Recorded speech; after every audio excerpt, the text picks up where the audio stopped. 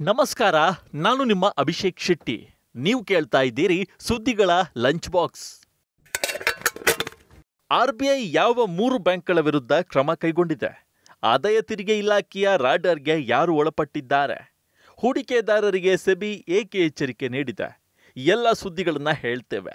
ಇದರ ಜೊತೆಗೆ personal finance ಮತ್ತು ಬಿಸ್ನೆಸ್ ಸುದ್ದಿಯೂ ಇರುತ್ತೆ. ಬನ್ನಿ ಸುದ್ದಿಗಳ ಲಂಚ್ ಬಾಕ್ಸ್ ತೆರೆಯೋಣ.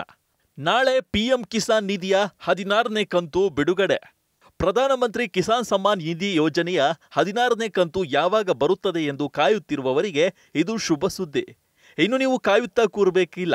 ಪ್ರಧಾನಿ ನರೇಂದ್ರ ಮೋದಿ ಫೆಬ್ರವರಿ 28ರಂದು ಅಂದರೆ ನಾಳೆ ಬುಧವಾರ ಕೋಟ್ಯಾಂತರ ರೈತರ ಖಾತೆಗಳಿಗೆ 2 ಸಾವಿರ ರೂಪಾಯಿ ಕ್ರೆಡಿಟ್ ಮಾಡ್ತಾ ಇದ್ದಾರೆ. ಈಗಾಗಲೇ ಪಿಎಂ ಕಿಸಾನ್ನ ಅಧಿಕೃತ ವೆಬ್ಸೈಟ್ನಲ್ಲಿ ಇದರ ಮಾಹಿತಿ ಬಂದಿದೆ.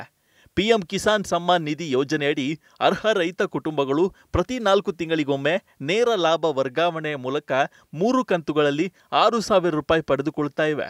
ಪಿಎಂ ಕಿಸಾನ್ ಪಟ್ಟಿಯಲ್ಲಿ ನಿಮ್ಮ ಹೆಸರು ಇದೆಯೇ ಅಥವಾ ತೆಗೆದು ಹಾಕಿದ್ದಾರೆ ಎಂಬುದನ್ನು ನೀವು ಸುಲಭವಾಗಿ ನೋಡಿಕೊಳ್ಳಬಹುದು. ಮೊದಲನೇದಾಗಿ ಪಿಎಂ ಕಿಸಾನ್ ಪೋರ್ಟಲ್ ಅಂದರೆ pmkisan.gov.inಗೆ ಹೋಗಿ ನಂತರ ಫಲಾನುಭವಿಗಳ ಪಟ್ಟಿಯ ಮೇಲೆ ಕ್ಲಿಕ್ ಮಾಡಿ. ಇದರಲ್ಲಿ ನಿಮಗೆ ಅಪ್ಡೇಟ್ ಪಟ್ಟಿ ಕಾಣಸಿಗುತ್ತದೆ. ನಿಮ್ಮ ರಾಜ್ಯ, ಜಿಲ್ಲೆ, ತಾಲೂಕು, ಬ್ಲಾಕ್ ಮತ್ತು ಗ್ರಾಮವನ್ನು ಆಯ್ಕೆ ಮಾಡಿ. ಇದರ ಗೆಟ್ ರಿಪೋರ್ಟ್ ಕ್ಲಿಕ್ ಮಾಡಿ. ನಿಮ್ಮ ಗ್ರಾಮದ ಸಂಪೂರ್ಣ ಪಟ್ಟಿ ನಿಮಗೆ ಸಿಗುತ್ತೆ. ನಿಮ್ಮ ಹೆಸರಿದೆಯೋ ಇಲ್ಲವೋ ನೋಡಿಕೊಳ್ಳಬಹುದು. ರಿಸರ್ವ್ ಬ್ಯಾಂಕ್ನಿಂದ ಮತ್ತೊಂದು ಕಟ್ಟುನಿಟ್ಟಿನ ಕ್ರಮ. ಎಸ್ಬಿಐ ಸೇರಿದಂತೆ 3 ಬ್ಯಾಂಕ್ಗಳಿಗೆ ದಂಡ. ಭಾರತೀಯ ರಿಸರ್ವ್ ಬ್ಯಾಂಕ್ ಮತ್ತೊಮ್ಮೆ 3 ಬ್ಯಾಂಕ್ಗಳ ವಿರುದ್ಧ ಕಠಿಣ ಕ್ರಮ ಕೈಗೊಂಡಿದೆ.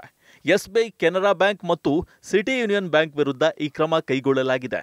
ಹಲವು ನಿಯಮಾವಳಿಗಳನ್ನು ಉಲ್ಲಂಘಿಸಿದ್ದಕ್ಕೆ ಈ ಬ್ಯಾಂಕ್ಗಳಿಗೆ ಸುಮಾರು 3 ಕೋಟಿ ರೂಪಾಯಿ ದಂಡ ವಿಧಿಸಲಾಗಿದೆ. ಗರಿಷ್ಠ 2 ಕೋಟಿ ರೂಪಾಯಿ ಎಸ್ಬಿಐಗೆ ವಿಧಿಸಲಾಗಿದೆ. ಠೇವಣಿದಾರರ ಜಾಗೃತಿ ನಿಧಿ ಯೋಜನೆ 2014ರ ಕೆಲವು ನಿಯಮಗಳನ್ನು ಉಲ್ಲಂಘಿಸಿದ ಆರೋಪವನ್ನು ಬ್ಯಾಂಕ್ ಎದುರಿಸುತ್ತಿದೆ. ಸಿಟಿ ಯೂನಿಯನ್ ಬ್ಯಾಂಕ್ಗೆ 66 ಲಕ್ಷ ದಂಡ, ಕೆನರಾ ಬ್ಯಾಂಕ್ಗೆ 32,30,000 ದಂಡ ವಿಧಿಸಲಾಗಿದೆ. ಈ ನಿರ್ಧಾರಗಳು ಬ್ಯಾಂಕಿನ ಗ್ರಾಹಕರ ಮೇಲೆ ಯಾವುದೇ ಪರಿಣಾಮ ಬೀರುವುದಿಲ್ಲ. ಮೊಬಿಕ್ವಿಕ್ನಿಂದ ಪಾಕೆಟ್ ಯುಪಿಐ ಬಿಡುಗಡೆ. ಮೊಬಿಕ್ವಿಕ್ ತನ್ನ ಪ್ಲಾಟ್ಫಾರ್ಮ್ನಲ್ಲಿ ಹೊಸ ಸೇವೆ ಪಾಕೆಟ್ ಯುಪಿಐಯನ್ನು ಘೋಷಿಸಿದೆ. ಬಳಕೆದಾರರು ತಮ್ಮ ಬ್ಯಾಂಕ್ ಖಾತೆಗಳನ್ನು ಲಿಂಕ್ ಮಾಡದೆಯೇ ಯುಪಿಐ ಪೇಮೆಂಟ್ ಮಾಡಲು ಅವಕಾಶ ಮಾಡಿಕೊಡುತ್ತದೆ. ಈ ಸೌಲಭ್ಯದ ಉದ್ದೇಶವು ವಂಚನೆ ತಪ್ಪಿಸುವುದಾಗಿದೆ. ಮೊಬಿಕ್ವಿಕ್ ಪಾಕೆಟ್ ಯುಪಿಐ ಸೇವೆ ಯುಪಿಐ ಲೈಟ್ ರೀತಿಯ ವಾಲೆಟ್ ಆಧಾರಿತ ಪೇಮೆಂಟ್ ಆಪ್ಷನ್ ಆಗಿದ್ದು, ಬಳಕೆದಾರರು ಅದರಲ್ಲಿ ಸ್ವಲ್ಪ ಮೊತ್ತವನ್ನು ಲೋಡ್ ಮಾಡಿಕೊಳ್ಳಬಹುದು. ಇದರಲ್ಲಿರುವ ಹಣವನ್ನು ಯಾವುದೇ ಯುಪಿಐ QR ಕೋಡ್ ಸ್ಕ್ಯಾನ್ ಮಾಡಿ ಅಥವಾ ಫೋನ್ ಸಂಖ್ಯೆಗೆ ಕಳುಹಿಸಬಹುದು. ಪಾಕೆಟ್ ಯುಪಿಐ ಬಳಸಲು ಮೊದಲು ವಾಲೆಟ್ ಯುಪಿಐ ಐಡಿಯನ್ನು ಕ್ರಿಯೇಟ್ ಮಾಡಿಕೊಳ್ಳಬೇಕು. ನಂತರ ಡೆಬಿಟ್ ಕಾರ್ಡ್, ಕ್ರೆಡಿಟ್ ಕಾರ್ಡ್ ಅಥವಾ ಬ್ಯಾಂಕ್ ಖಾತೆಯಿಂದ ಮೊಬಿಕ್ವಿಕ್ ವಾಲೆಟ್ಗೆ ಮೊತ್ತವನ್ನು ಸೇರಿಸಬೇಕು. ಇಷ್ಟು ಮಾಡಿದರೆ ವಾಲೆಟ್ ಬ್ಯಾಲೆನ್ಸ್ ಬಳಸಿ ಯುಪಿಐ ಪೇಮೆಂಟ್ ಮಾಡಬಹುದು. ಐಟಿಆರ್ನಲ್ಲಿ ಬಡ್ಡಿ ಮತ್ತು ಡಿವಿಡೆಂಡ್ ಬಗ್ಗೆ ಸರಿಯಾದ ಮಾಹಿತಿ ನೀಡದವರ ಮೇಲೆ ಆದಾಯ ತೆರಿಗೆ ಇಲಾಖೆ ಕಣ್ಣು. ಆದಾಯ ತೆರಿಗೆ ರಿಟರ್ನ್ಸ್ನಲ್ಲಿ ನೀಡಿದ ಮಾಹಿತಿ ಮತ್ತು ಬಡ್ಡಿ ಮತ್ತು ಡಿವಿಡೆಂಡ್ಗೆ ಹೊಂದಿಕೆಯಾಗುತ್ತಿಲ್ಲದ ತೆರಿಗೆದಾರರ ಮೇಲೆ ಆದಾಯ ತೆರಿಗೆ ಇಲಾಖೆ ಕಣ್ಣಿಟ್ಟಿದೆ.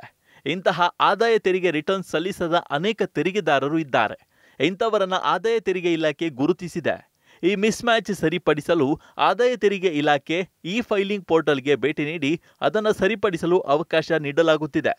ತೆರಿಗೆದಾರರಿಗೆ SMS ಮತ್ತು ಇಮೇಲ್ ಕಳುಹಿಸುವ ಮೂಲಕ ಮಿಸ್ಮ್ಯಾಚ್ ಬಗ್ಗೆ ತಿಳಿಸಿಕೊಡಲಾಗುತ್ತೆ. ಈ ಹೊಂದಾಣಿಕೆಯನ್ನು ಸರಿಪಡಿಸಲು ವೆರಿಫಿಕೇಷನ್ 2021 ಸ್ಕೀಮ್ ಪ್ರಾರಂಭಿಸಲಾಗಿದೆ ಎಂದು ಇಲಾಖೆ ಹೇಳಿದೆ.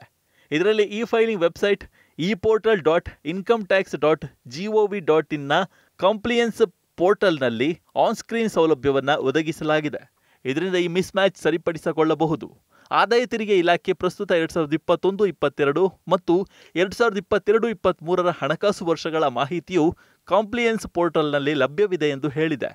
ಮಿಸ್ಮ್ಯಾಚ್ ಸರಿಪಡಿಸಲು ಸಾಧ್ಯವಾಗದ ತೆರಿಗೆದಾರರು ಅಪ್ಡೇಟೆಡ್ ಆದಾಯ ತೆರಿಗೆ ರಿಟರ್ನ್ಸ್ ಸಲ್ಲಿಸಬೇಕಾಗುತ್ತೆ.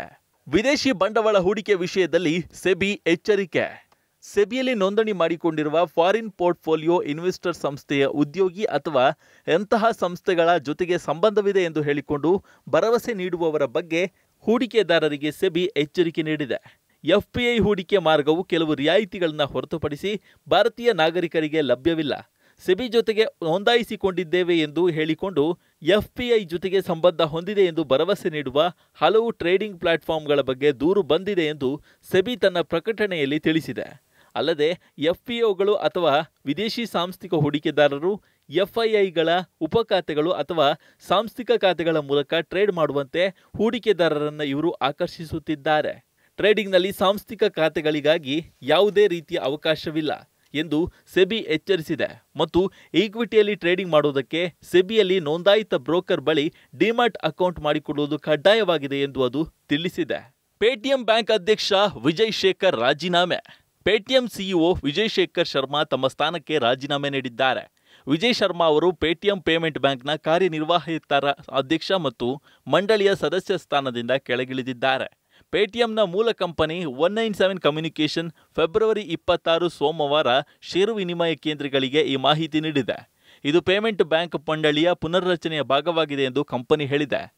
ಶೀಘ್ರದಲ್ಲೇ ನೂತನ ಅಧ್ಯಕ್ಷರ ನೇಮಕ ನಡೆಯಲಿದೆ. 197 communication limited central bank of ಇಂಡಿಯಾದ ಮಾಜಿ ಅಧ್ಯಕ್ಷ ಶ್ರೀನಿವಾಸನ್ ಶ್ರೀಧರ್, ನಿವೃತ್ತ ಐಎಎಸ್ ಅಧಿಕಾರಿ ದೇಬೇಂದ್ರನಾಥ್ ಸಾರಂಗಿ, ಬ್ಯಾಂಕ್ ಆಫ್ ಬರೋಡಾದ ಮಾಜಿ ಕಾರ್ಯನಿರ್ವಾಹಕ ನಿರ್ದೇಶಕ ಅಶೋಕ್ ಕುಮಾರ್ ಗರ್ಗ್ ಮತ್ತು ನಿವೃತ್ತ ಐಎಎಸ್ ರಜನಿ ಸೆಕ್ರಿ ಸಿಬಲ್ ಅವರು ಪಿಪಿಬಿಎಲ್ ಮಂಡಳಿಗೆ ಸೇರಿದ್ದಾರೆ. ಅವರು ಸ್ವತಂತ್ರ ನಿರ್ದೇಶಕರಾಗಿ ಕಾರ್ಯನಿರ್ವಹಿಸಲಿದ್ದಾರೆ. ಟ್ರೂ ಕಾಲರ್ನಿಂದ ಭಾರತದಲ್ಲಿ ಎಐ ಕಾಲ್ ರೆಕಾರ್ಡಿಂಗ್ ಸೌಲಭ್ಯ. ಫೋನ್ ಕಾಲ್ ಮಾಡುವವರ ಗುರುತು ಪತ್ತೆ ಮಾಡುವ ಆ್ಯಪ್ ಟ್ರೂ ಕಾಲರ್ ಭಾರತದಲ್ಲಿ ಎಐ ಪವರ್ಡ್ ಕಾಲ್ ರೆಕಾರ್ಡಿಂಗ್ ಸೌಲಭ್ಯವನ್ನು ಪ್ರಾರಂಭಿಸುವುದಾಗಿ ಘೋಷಿಸಿದೆ. ಈ ಸೌಲಭ್ಯದಲ್ಲಿ ಕರೆ ಸಮ್ಮರಿ ಮತ್ತು ವಿವರಗಳು ಸಹ ಇರುತ್ತದೆ. ಎಐ ಪವರ್ಡ್ ಕಾಲ್ ರೆಕಾರ್ಡಿಂಗ್ ಸೇವೆಗೆ ಫೀಸ್ ಇರುತ್ತದೆ ಎಂದು ಕಂಪನಿ ಹೇಳಿದೆ. ಪ್ರೀಮಿಯಂ ಮೆಂಬರ್ಶಿಪ್ನಲ್ಲಿ ಇದು ಇರುತ್ತದೆ. ಇದು ಆಂಡ್ರಾಯ್ಡ್ ಮತ್ತು ಐಒಎಸ್ ಆಪರೇಟಿಂಗ್ ಸಿಸ್ಟಮ್ ಇರುವ ಮೊಬೈಲ್ ಫೋನ್ಗಳಲ್ಲಿ ಕೆಲಸ ಮಾಡುತ್ತೆ. ಈ ಸೌಲಭ್ಯ ಬಳಸಿ ಬಳಕೆದಾರರು ಇನ್ಕಮಿಂಗ್ ಮತ್ತು ಔಟ್ಗೋಯಿಂಗ್ ಕಾಲ್ಗಳನ್ನು ನೇರವಾಗಿ ಟ್ರೂ ಕಾಲರ್ ಆ್ಯಪ್ನಲ್ಲೇ ರೆಕಾರ್ಡ್ ಮಾಡಲು ಸಾಧ್ಯವಾಗುತ್ತದೆ.